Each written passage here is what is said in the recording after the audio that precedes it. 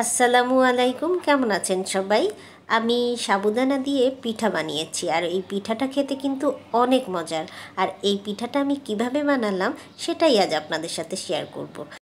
1 cup পরিমাণের সাবু নিয়েছি। এখানে নর্মাল তাপমাত্রার পানি দিয়ে সাবুটা আমি 1 ঘন্টার জন্য ভিজিয়ে রাখবো।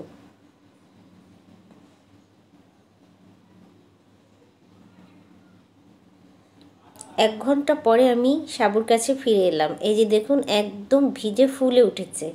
আর এই পর্যায়ে আমি একটা পরিষ্কার কাপড়ের সাহায্যে সাবুদানাটা চিপড়ে পানি বের করে নিব।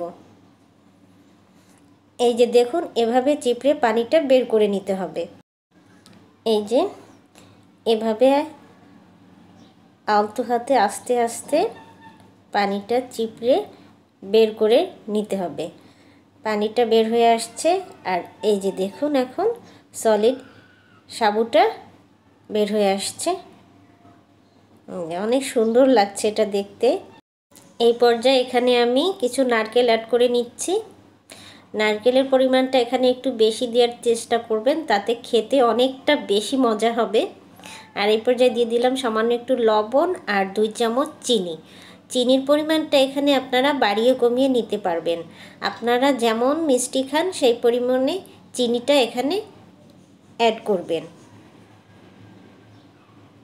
এবার হাত দিয়ে আমি ভালো করে এটা মেখে নিচ্ছি। এটা কিন্তু অনেক সুন্দর হয় দেখতে এই সাবুদানার পিঠাটা, আর খেতেও অনেক মজার হয়। এখন আমি ছোট ছোট বড়ার মতো করে বানিয়ে নিব। এই যে দেখুন, ঠিক এভাবে যেভাবে আমরা পেঁয়াজু বানাই ঠিক ওভাবেই বানিয়ে নিতে হবে এক একটা। আমি এখন সবগুলো বানিয়ে নিচ্ছি। এই যে এভাবে একে একে সবগুলো বানিয়ে নিতে হবে। আর দেখতে হবে কোনোটা যেন বড় আবার কোনোটা যেন ছোট না হয়, সবগুলো যেন একই সাইজের হয় সেটা একটু খেয়াল করে নিতে হবে। আর এখানে কিন্তু আমি অল্প পরিমাণে সাবুদানা নিয়েছি, আপনারা চাইলে বাড়িয়ে কমিয়ে নিতে পারেন।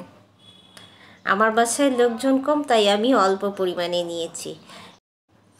এই যে এখন আমার সব পিঠাগুলো কিন্তু বানানো হয়ে গেছে।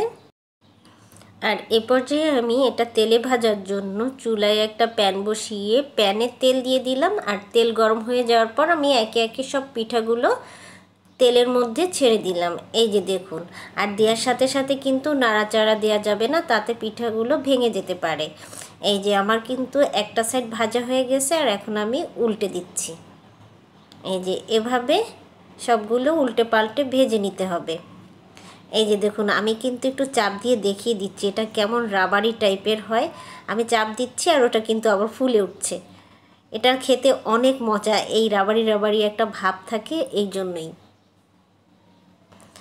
একটু পরপর উল্টে পাল্টে এভাবে সব পিঠাগুলো ভেজে নিতে হবে। একটু পরপর কিন্তু উল্টে দিতে হবে, নইলে একটা সাইড বেশি ভাজা হয়ে যাবে আর একটা সাইড কম। আর কালার বেশি একটা কালার আনা যাবে না। আর হ্যাঁ, চুলার জালটা কিন্তু একটু কমিয়ে নিতে হবে এই পর্যায়ে। আর এটা আমার এখন ভাজা হয়ে গেছে, আমি এটা তুলে নিচ্ছি একটা প্লেটে। এটার কালারটা ঠিক এরকমের হলেই তুলে নিতে হবে, বেশি ভাজা যাবে না, তাহলে দেখতে সুন্দর লাগবে না। কালার বেশি আসলে দেখতে ভালো লাগে না।